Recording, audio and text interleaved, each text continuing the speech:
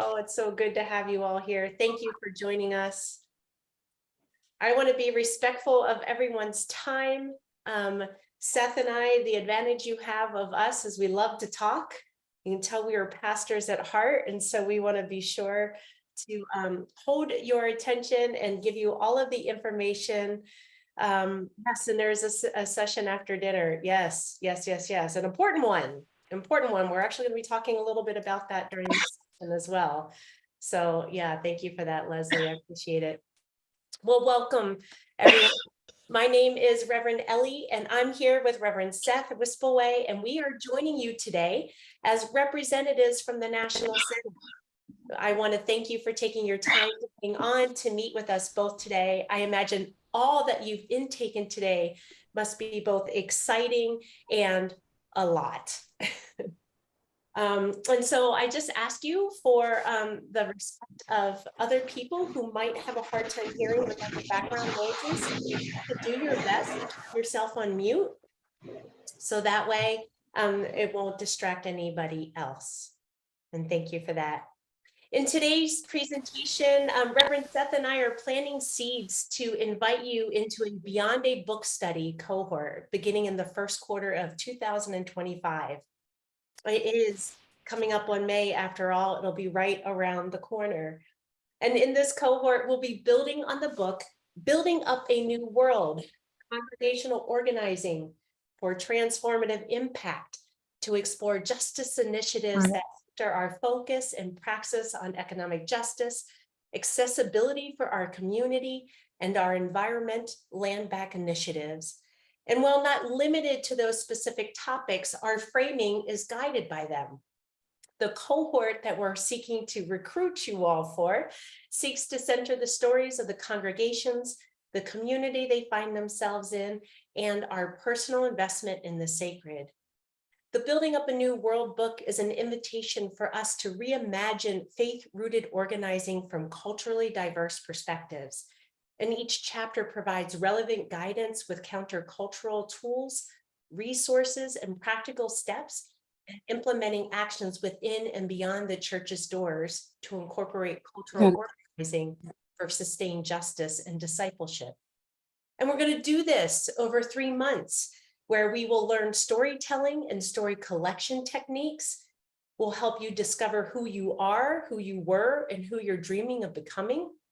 We're going to delve into the theology and the discipleship of the economy, the accessibility of our communities, and what are our options related to land back, or even looking at our spaces through environmentally sustained methods that help to build communities of care, so we can be the hands and the feet of Jesus today and all the coming days.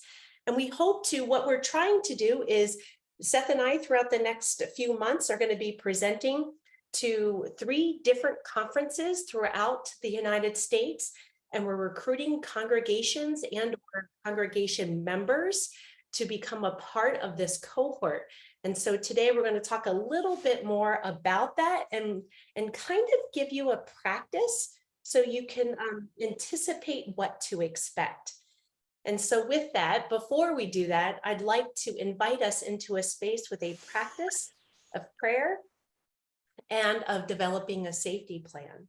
But first, I'd like to acknowledge the unceded lands that I find myself zooming to you from today, and that is O'odham lands. And I'd also like to acknowledge some of the somatic healers and organizers that have helped inform my ministry work. Folks such as Resma Manikin, Prentice Hemphill, Adrian Marie Brown, Seth Wispelway, Tracy Howe, and so many more. So many of them have had such a big influence on the practice that we're designing for you and this journey that we're about to embark in. I'm going to pull a prayer from one of my favorite books. I'm going to hold it up here. I'm a big person I'm a person about providing lots of resources. It's called The Rhythm of Prayer, and it's edited by Sarah Bessey. And I'm going to go to page 12 in this, and it's called A Psalm of Possibility. And it's a prayer that has been written by Reverend Gail Song Badham. And so I invite you to settle in however you find yourself at this moment. Taking a deep breath, knowing that we have come to the end of our day, and yet, beloveds, we are here together. For all of you who are comforted by seeming boundaries and limitations and possibilities, here is a psalm to remind us of who God is in God's holy otherness and in God's holy witness. God, creator, hoverer, you speak and we form. You breathe life and we awake. You said it is good and we believe. God, the Red Sea before us, shouting impossibility. They say we can't, we shouldn't, and we wouldn't. Words seeded from our youth, the limits and the lies, there must be truer truths in us to confound, resist, defy, created from nothing, said something, made everything. This God, the Lord, will fight for us. So we need only to be still our soul, stand out loud, trusting that God is El Roy, God who sees and bears witness to a name at her sound and leaps, demands possibility, Emmanuel, God with us, for us, within us. God, you said it is good, and we believe. You breathe life and we awake. You speak and we form. Creator, hoverer, God, let it be so. Thank you for letting me go on that journey alongside of you. I was a member of discernment with the Church of the Beatitudes, and the former pastor, Reverend Tony Manier, asked me what I didn't like doing, and I said praying. And so guess what? I went on a journey of learning how to pray. And now I pray all the time. And I have lots of books to help me along the way. So amen.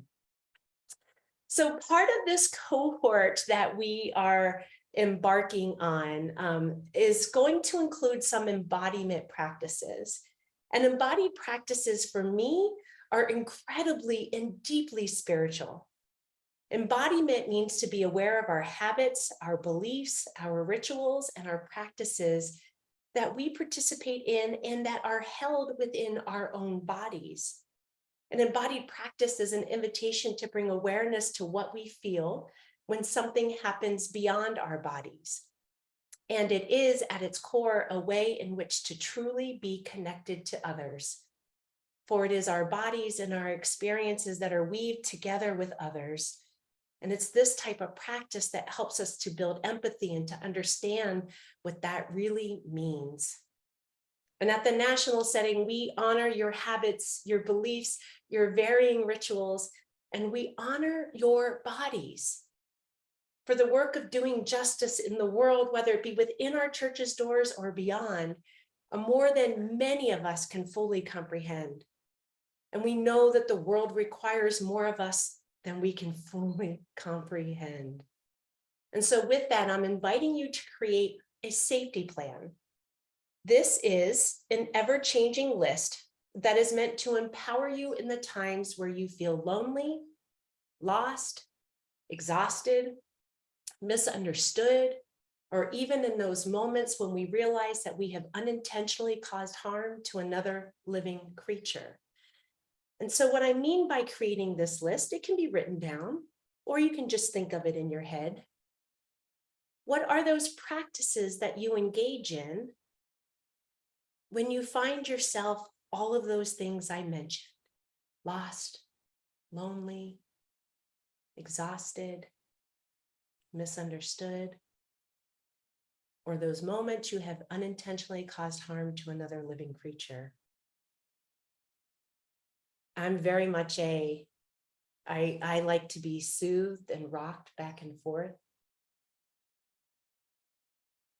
I know Sarah, Reverend Sarah, and I have a dog that we do take everywhere with us, that provides support and comfort to us and the people we interact with. Some of us just breathe. I invite you into this practice because in your work of doing justice, oftentimes we find ourselves in really difficult spaces. And I don't know about you, I love the song, I Need You to Survive, right? That was a song we sang last year at the annual gathering in El Paso. But beloveds, I need you to thrive. In order to do the work that Jesus calls us to do throughout all of our scriptures, it's important for us to pay attention and to care for ourselves so that way we're not giving from an empty bucket. And so now, Reverend Seth, I'm going to turn it over to you. Thank you, Reverend Ellie, and thank you to you all for being here virtually, but together, as Ellie mentioned, at the end of a long virtual day. For those who will be at the conference meeting in person tomorrow, we look forward to engaging further. This is really the start of a conversation and also a co-creation, and we'll certainly be following up with all attendees here.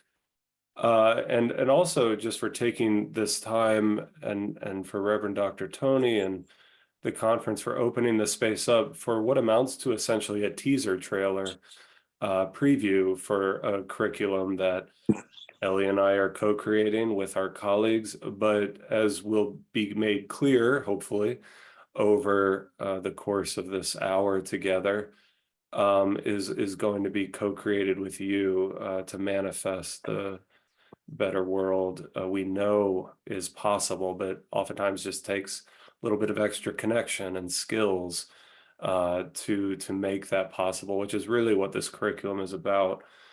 Ellie and I are intentionally chose the title of this breakout session presentation, well aware of the humor of naming it Beyond Book Studies, when really what we're talking about a curriculum centered around a book, and it's asking me to confirm my speaking language. I don't think I'm speaking Arabic. Maybe it's all the kafia.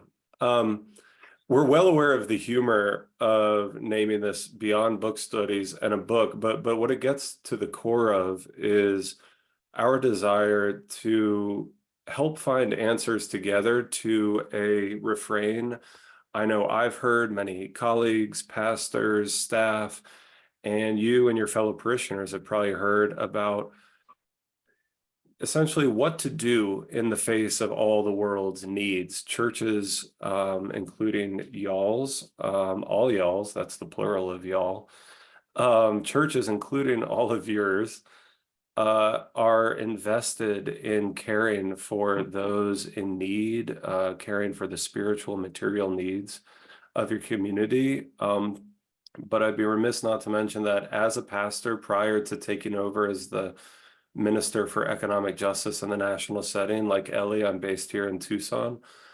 I, among juggling other things, was the interim pastor of Rincon UCC here.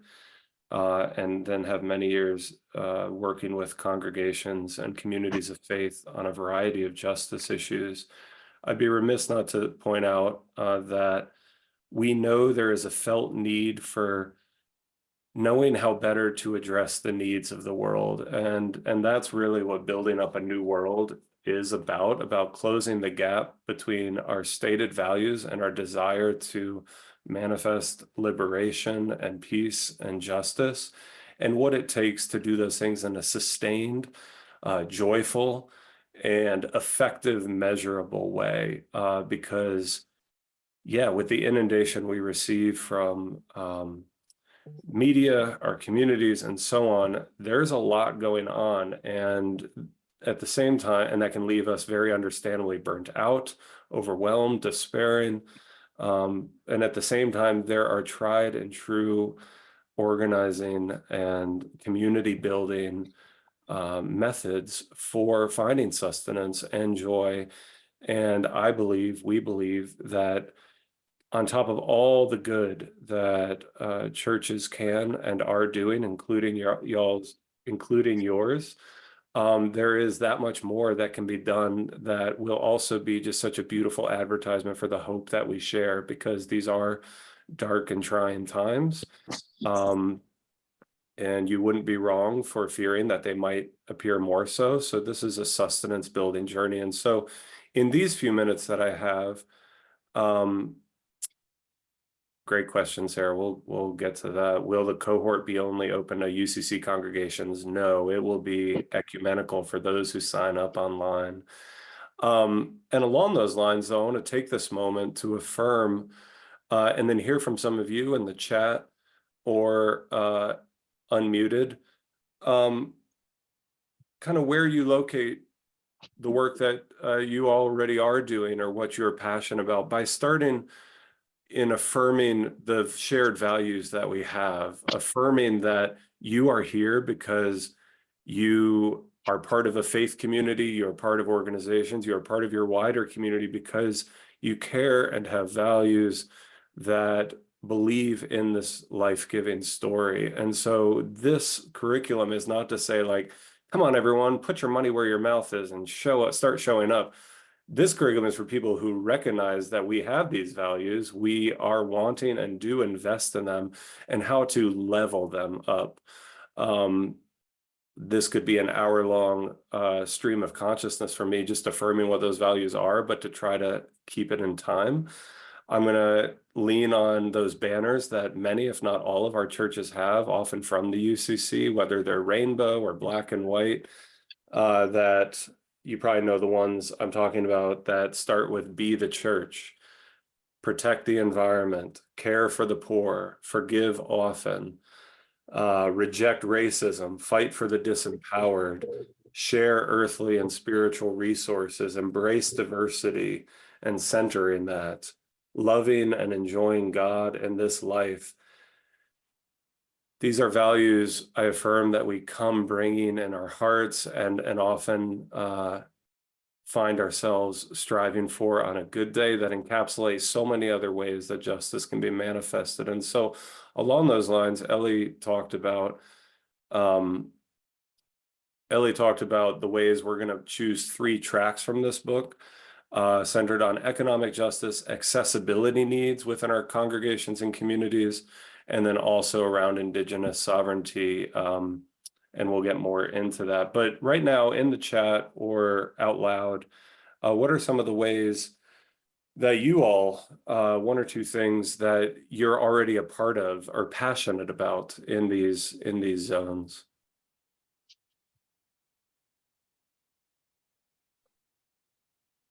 Feel free to unmute yourself or raise your hand, or like Reverend Seth mentioned, you can put it into chat, whatever is you're more comfortable with. And I know many of you in our opening session, all the way back to this morning, might have answered this question, but there are new people in this room that may not have heard it.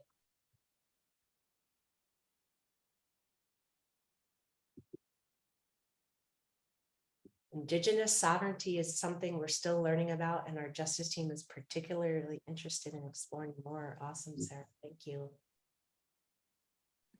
That, and we have asylum seekers who are living in the church, and so the intersections between that and international conflicts and immigration justice and immigrant needs right here in Albuquerque, New Mexico, I think it's very present, it's very real for us, because we have migrants who are asylum seekers who are part of our community now. Well, they've always been part of our community, but they're living, we're sharing space, right? So yeah. Thank you, Sarah. I know that Lori and Jack from the Church of the Beatitudes has great outreach with their school district, really close by, the Maryland School District. I didn't want to speak up for y'all, but I got to give credit to my home church.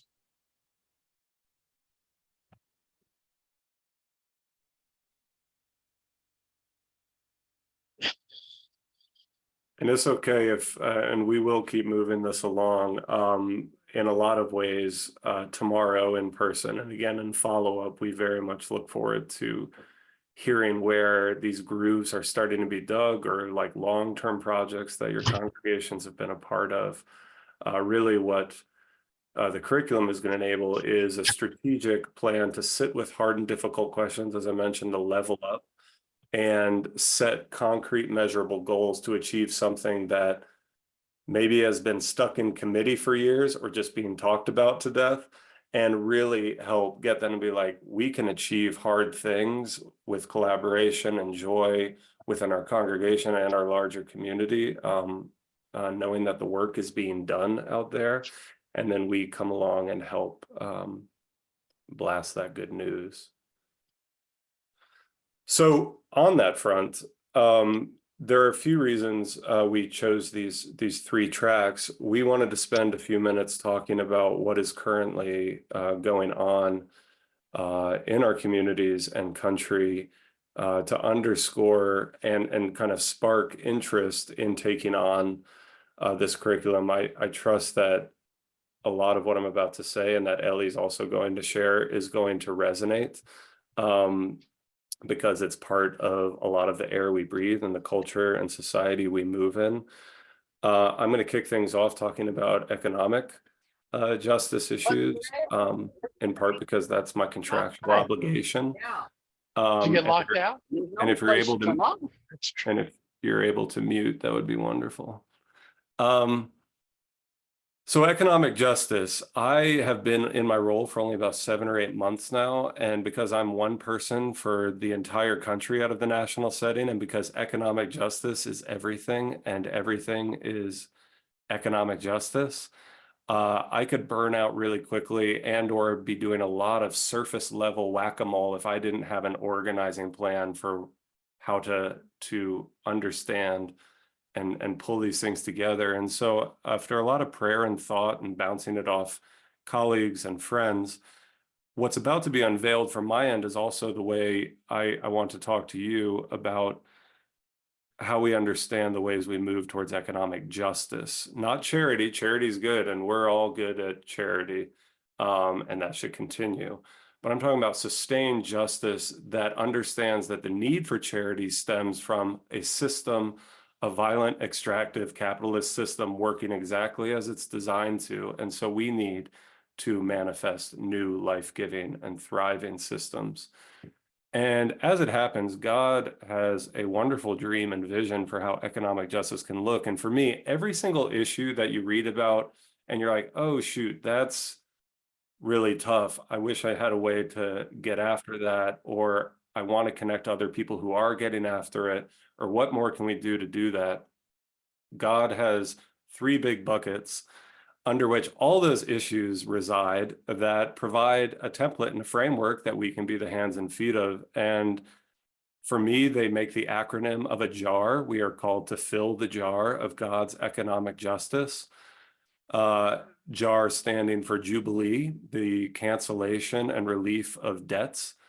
A for abundance. We are called to move into a mindset and spirituality of thriving, that there is enough to go around and that we all thrive when everyone gets enough. And then R for reparations, repairing and recompense for what was stolen and taken, to balance equity. And under this acronym, J, A, and R, JAR, are every issue, whether it's housing, healthcare, living wages, worker rights, farm worker rights, certainly is something a lot of us care about. Oh, I should put my glasses on. And more. And like I mentioned before, we can't all be responsible for all the things all the time, but we can trust that when we are setting up the dominoes within our passions, within our needs, within our relationships, within our resources and the power we do have, we will be knocking over other dominoes. And so, yeah, whether it's not being sure what to do with the fact that over 50% of renters now in the US can't even afford their rent, that can be a direct connection to living wages, and finding a goal within our congregations and our community that helps address that need and changes the landscape of what's possible. And so I'm going to pause there and turn it over to Ellie for a brief overview of accessibility. But these are things that affect all of us and people in our congregation and communities. Yeah, thank you, Seth, for that. Yes, amen to that. Some of you may or may not know that before becoming a pastor, I was an educator, and I worked with in the realm of disability studies. In high school, my best friend had been diagnosed with a severe brain traumatic injury suffered from shaken baby syndrome. And I have had a passion to work in that realm. It just took me a long time to get there. And so accessibility is really, really important to me.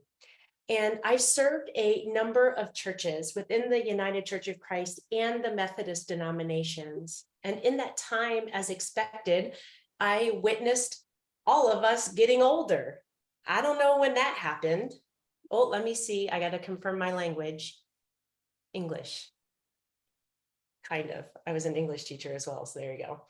And so as expected, we got older. And as we got older, I noticed that there was a struggle with a number of accessibility or mobility issues within the physical spaces of the church.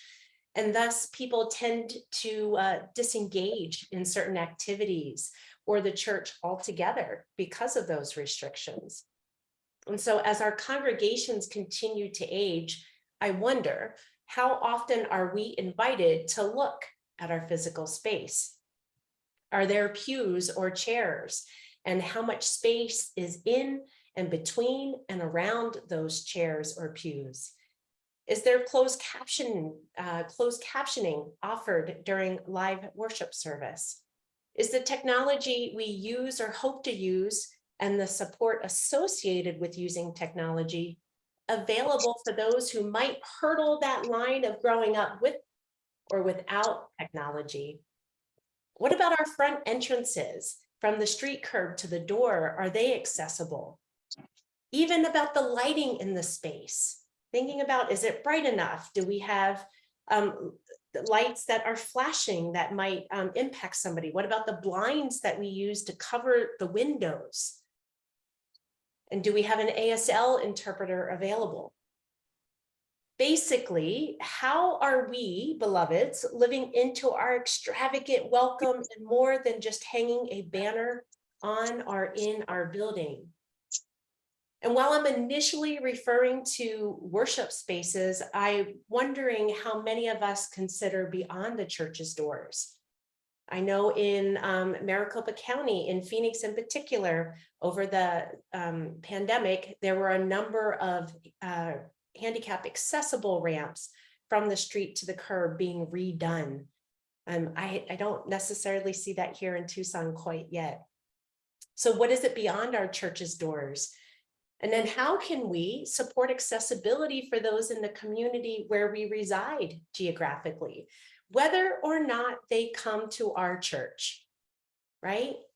And so if you and a few from your congregation participate in our 90-day Beyond the Book study in 2025, you'll be resourced with questions to ask and a lot of different options and resources and or steps to move toward an extravagant welcome that our denomination boasts. Yes, Jack, go ahead and ask your question. You got to unmute. Well, there we go. I just wanted to give you another example beyond the walls of the church. My Kiwanis Club in Phoenix now is just very close to finishing a project with the City of Phoenix Parks and Recreation to install playground equipment that we're paying for special needs children. The City of Phoenix has over 280 some parks, and none of them have a playground equipment for special needs children. So, you know, that's an example of trying to reach out to serve a group that is just frequently ignored in our population. They're the ones that have to go and sit and watch regular children play because they can't participate. Right, Jack, that's Spot on. Thank you. Thank you for pointing that out. And thank you to your Kiwanis Club at helping to partner with the Parks and Rec Department to do that, for sure. And if you even think about public transportation, right outside the door of Church of the Beatitudes in 3 different directions, well, in all 4 corners really, is bus stops. And I know a lot of people in that community use wheelchairs and or walkers. And when you don't have regular, affordable public transportation, folks are sitting outside in bus stops that are uncovered in wheelchairs for a very long time, right? So lots of different ways to think about this, right? And what would it look like if a church decided to help the community without any expectations to fill the pews? All right, I'm going to turn it back to you, Seth. Oh, Ellie, I had a question for you. Yes, please, Lori, go ahead. You know, like the building in and beyond the church, I think for me, a lot of times, sometimes the church focuses so much on things outside, you know, our social justice programs, immigration, things like that. We forget about the A2A and the Ys and all the other issues that we put in our ONA statements, but we're not always being inclusive and adaptable or flexible or whatever. So it's kind of like having churches learn that, yes, we have to go beyond and within. Yeah. Yes. Yep. Yes. Yes. That may seem obvious to people, but it's something I've struggled with a lot, you know, that I just see everybody wanting to fix the world, but what about our congregation?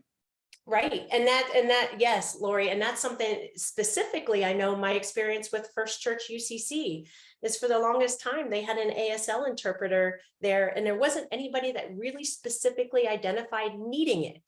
But when it was gone, it was like, it was a great loss to the congregation. And so that was something that church at that time, in addition to the work they were doing beyond the church's doors, were trying to meet the needs of people who might be welcomed into the door and you didn't even know that they needed that, right? And I think that that's kind of what Seth and I are trying to do with this cohort of folks, is for us to think internally and then move beyond. Thank you for that, Lori. Thank you, Jack. Go ahead, Seth. No, Lori and Jack, and then for all y'all putting comments in the chat, that's a wonderful segue for the specificity we're talking about, the kind of, we'll get into it more tomorrow and follow up. But the curriculum is really going to be designed, like we said, to go beyond book studies. When I was a pastor, hearing a lot about the difficulty of the sidewalks around the church for those with different mobility needs, or a lot of folks who wanted to sing in the choir couldn't because they just couldn't get up to the pulpit area, the choir chancel, and naming these specific things and moving beyond just talking about them and realizing, wait, we have the power and means to organize to do it, that nothing is actually stopping us from accomplishing even what seems like a small goal, but the story we can tell about that is in fact so life-giving, will lead to more accomplishments. There might be barriers, but none that can't be overcome. And that sitting with these hard questions and then forming a plan and goals around them, with some of what the book gives us and what the curriculum will offer, will again kind of help level up to be like, we're just going to do this thing, whatever that thing is, like your Kiwanis Club, or as you mentioned, which leads to the final, we'll just briefly talk about this, why we're focusing on Indigenous sovereignty. Some or all of you have probably heard what's often called a land acknowledgement, maybe in your church, maybe just once, or on special occasions, maybe every week, similar to how Ellie began our time together, acknowledging that we are coming to y'all from unceded, stolen, and occupied Tohono O'odham land. But you might have been like, or wondered, or not really done a deep dive into why do we do that and what does it mean? And it makes me maybe feel a little uncomfortable. This curriculum is for creating safe space to ask and sit with hard questions so that we can do hard things together that we might not have thought possible. And while putting our money where our mouth is on kind of hoping that land is returned back, including certainly the land we occupy in our congregations, there are specific and empowering and beautiful ways that can be done that are Indigenous led. in Arizona, nationwide, that I think will surprise you with how powerful and possible they are, and I think will manifest the world we want to see. So that'll be one of the tracks. That's really all I have to say on that one. Also, trying to respect time. But Ellie, did you want to add on to that? Yeah, I think we are also going to be talking about the environment in combination with land back in a lot of ways. And so just thinking about what is it that our church does? Do we have, I know, again, I'm speaking from personal story and experience at Church of the Beatitudes, had a capital campaign to redo the campus, portions of the campus. They made sure their bathrooms were accessible. They made sure that they had water refilling stations. They made sure that, although there's still grass there, but the majority of the other stuff is desert landscaping, right? And so thinking about what are some of the things that our congregation can do, in addition to thinking about land back, but stewarding the land that there is, if there isn't that opportunity to present itself in the land back space. And yeah, I think Seth has some real life examples. And what I really liked earlier today too, during the finance meeting, is that second 30-minute session gave some really fascinating ways for us to imagine the ways that our churches can be engaged in justice work by using the space that we have and or selling the space that we have. But Seth has more examples. Yeah, so right now we get a little more interactive.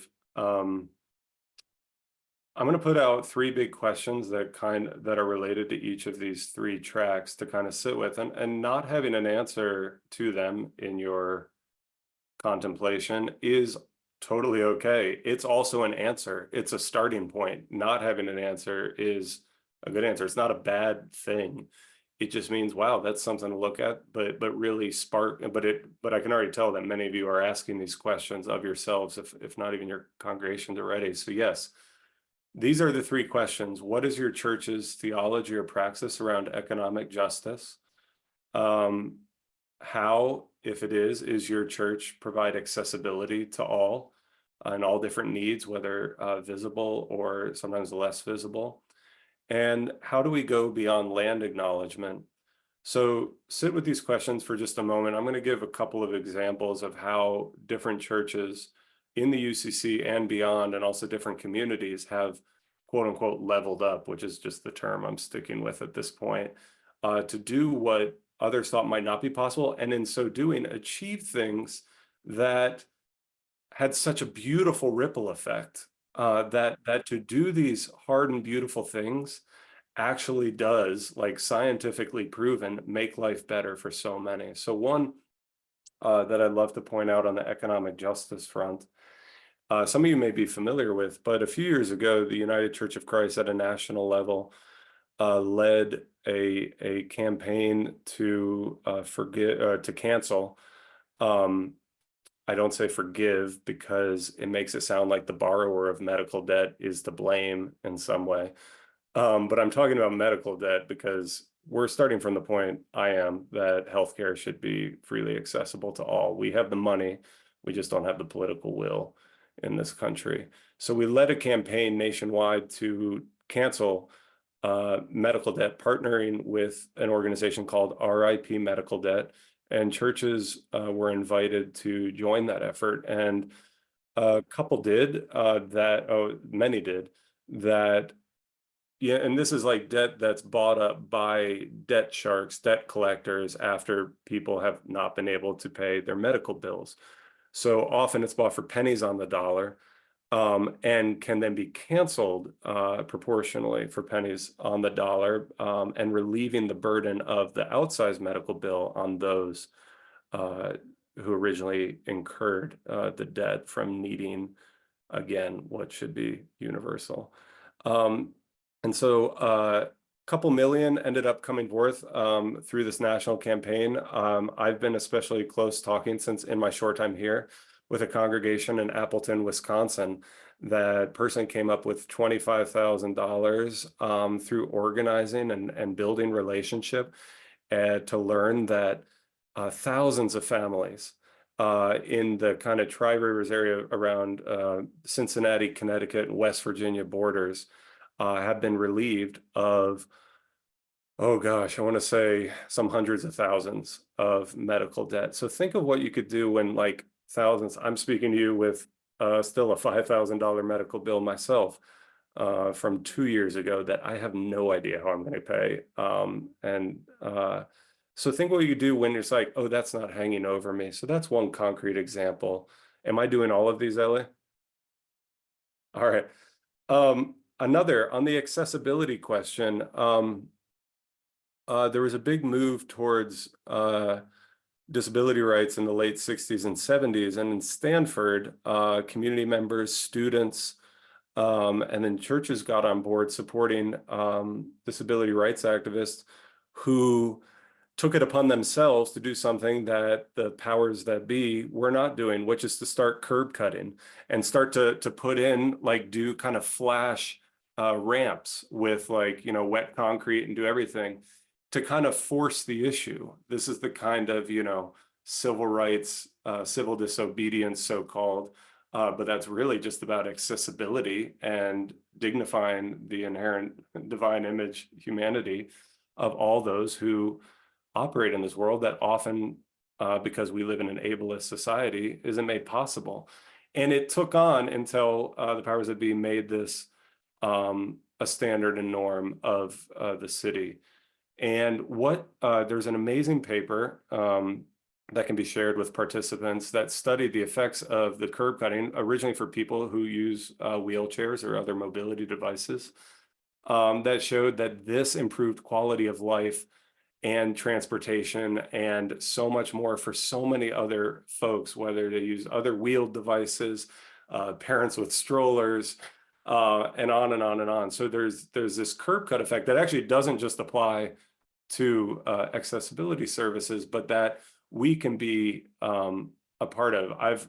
And at least should not stand in the way of, because I've also heard some examples where we can sometimes, churches, miss the forest for the trees, so to speak, and say like, well, that's gonna kind of ugly up our campus if we like start cutting and congregate. Well, what's more important? And what story do we want to tell? Or that asks the affected people to fund these needs out of their own, like, no. So the curb cut liberation domino effect is a beautiful one.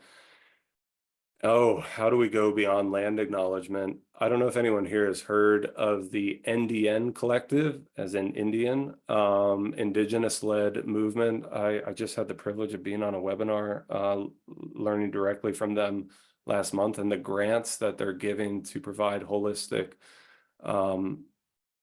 land stewardship and environmental replenishment, and also to think radically about someone put in the comments earlier, like, are we even using our campuses all the time? What would it mean to cede back title and property and land? We can still gather and operate as a church, but what if we didn't wholly own the title? There's some beautiful conversations going on.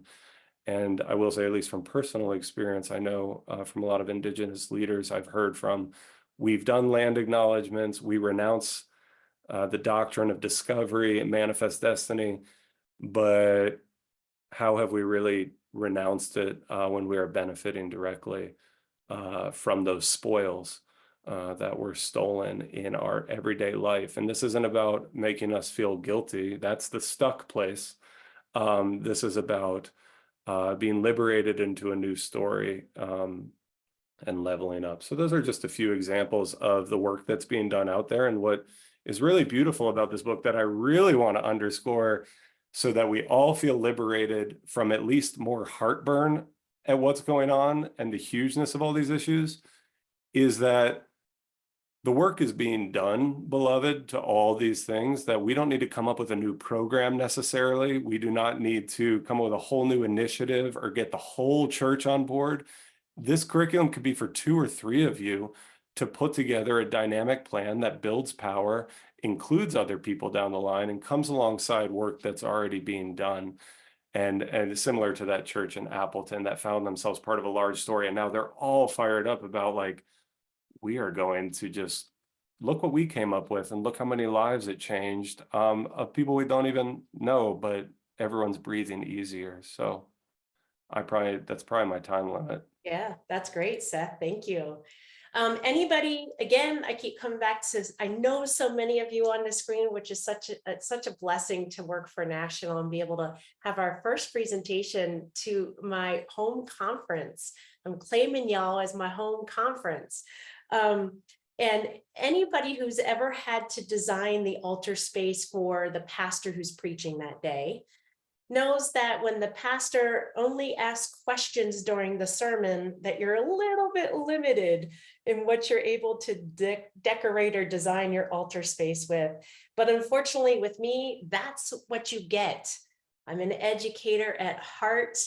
I think to ask the question means that we only ask more questions and move closer to unity. I'm going to stick with that until I'm proven wrong. And so with that, I have some big questions for you to think about. I'd like for you, if you're in a space, to write these down, because I invite you either over the next 24 hours to think of some questions or answers that you might have that came up for you when you heard these, and or if you're interested in learning more about how to participate in this cohort in 2025, you're going to have some time to really think about one of these questions, or all of them if you're, a go-getter and you want to think about all three of them. But picking one of these questions to mull around with. The goal of asking the questions is to raise your awareness to what you can see beyond right here. Think of it this way. When you buy, let's say you decide, because for whatever reason you want a red car, because you're like, I don't see any red cars. I don't have to worry about trying to break into somebody else's car in the parking lot because they all look the same. Mine's going to look different. And then you buy a red car and then you realize how many red cars there are out there, right? So when you ask this question, things will start to illuminate in new ways. I hope things will start to be illuminated in new ways. So I'm going to ask 3 questions, invite you to think about one, mull over it in the next 24 hours and come visit me tomorrow, and or think about this over the next couple months until we start this program. So the first question is, whose responsibility is it to ensure that a disabled member's access and accessibility needs are met? I'll say that again. Whose responsibility is it to ensure that a member who is diagnosed with a disability's access or accessibilities are met?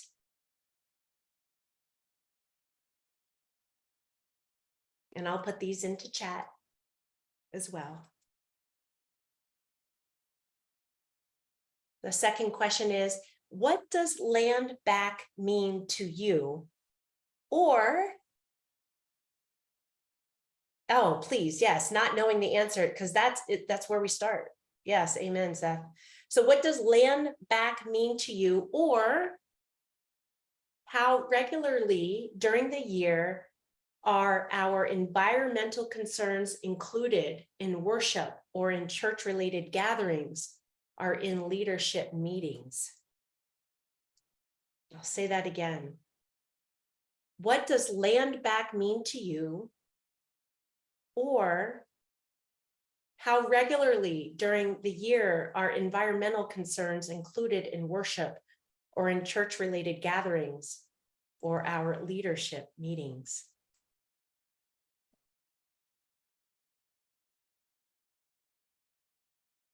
And then the final question is, does all the staff at the church receive a livable and equitable income with the potential for insurance and investment options?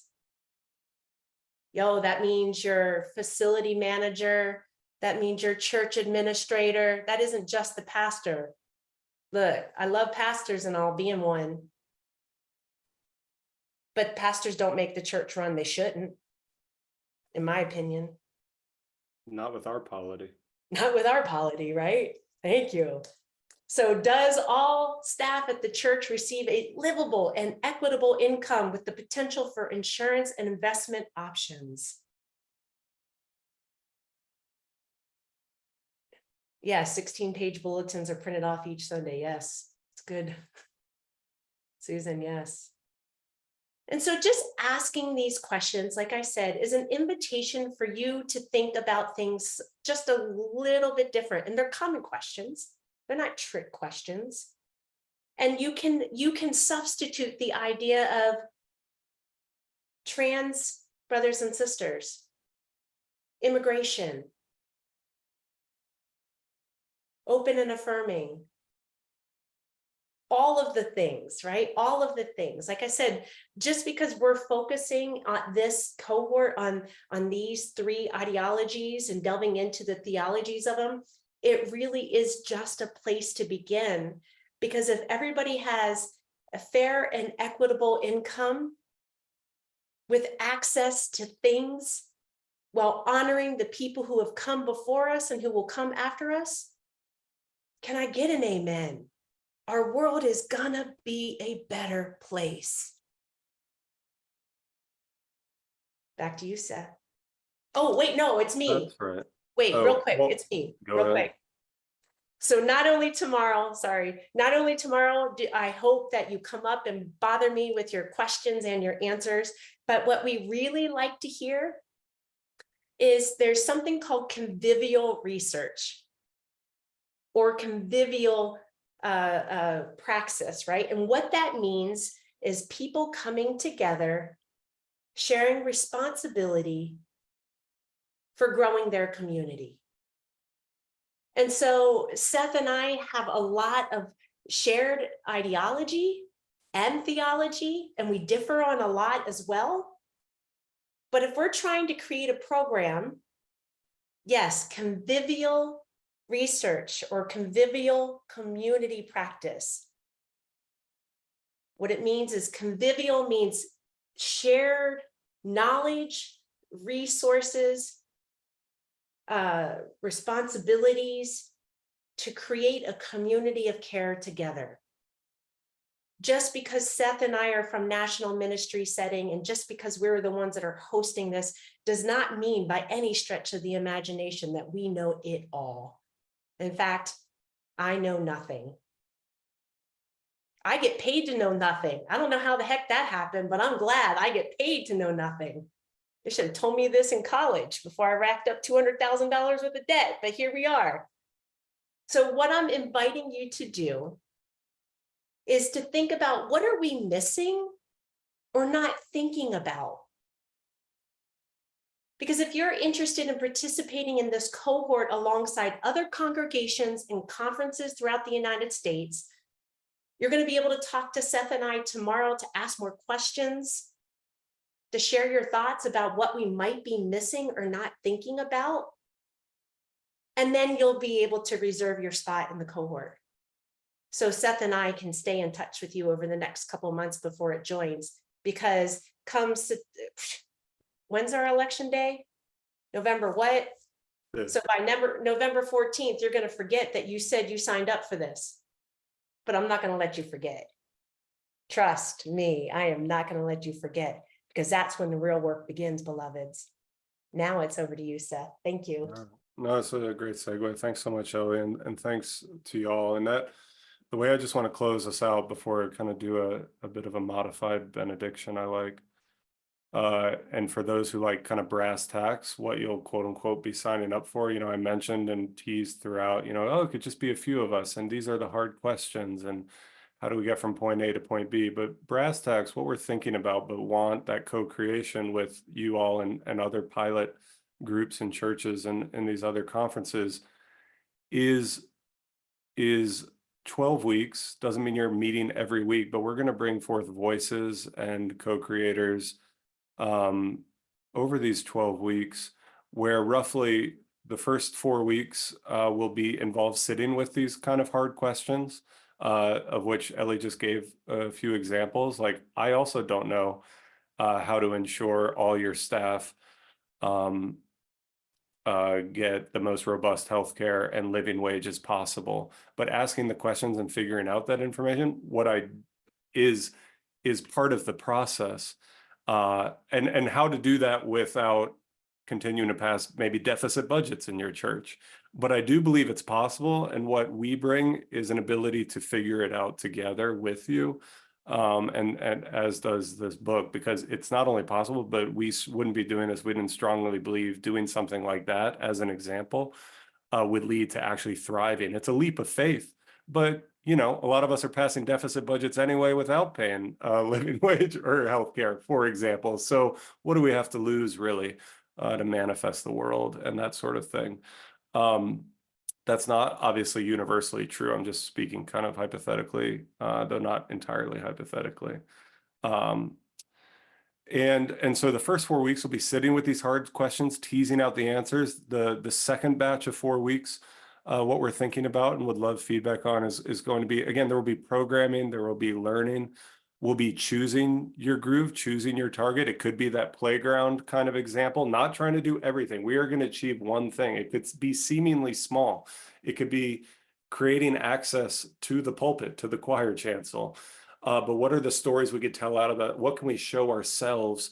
How do we advertise this, so to speak, so that that thriving begins, so more are included, that they see we aren't just putting up rainbow banners because we are open and affirming in our hearts, but that we're committed to queering the church, as our colleague Rachel says, who works on these issues in specific ways, tactile ways that center our LGBTQ siblings that are coming because they're hungry for belonging and to know their own belovedness and that sort of thing.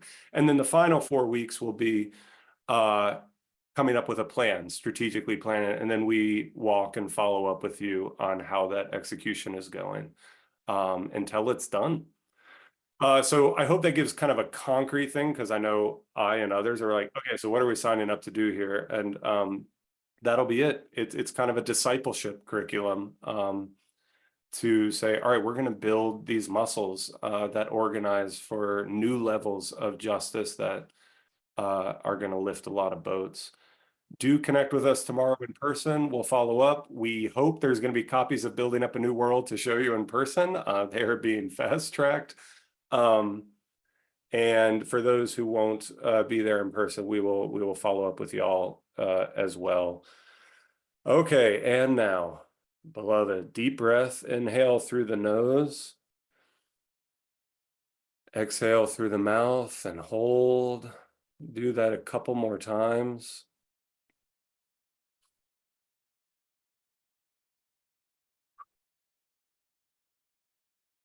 Beloved, may the still speaking God bless all y'all with discomfort at easy answers and half-truths and superficial relationships, so that you may live deep within your heart.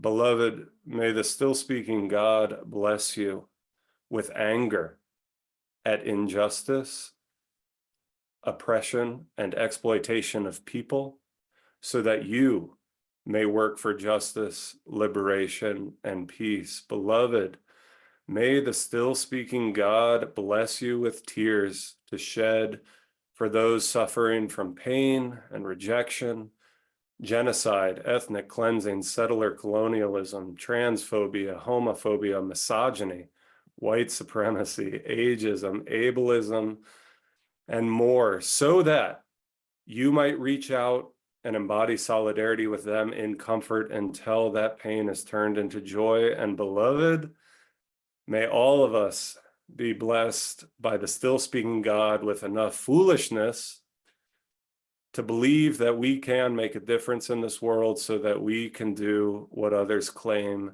cannot be done. A better world is more than possible. So let us organize, show up, and build it together. Amen. Amen and amen. Thank y'all. Looking forward to those beautiful faces in person tomorrow, I hope. Thank you so much. Thanks, Lori. Bye. Bye, Janet, Diane, Priscilla, Alice, everyone. Bye, Rich. Hi, Rich. Bye, Jack.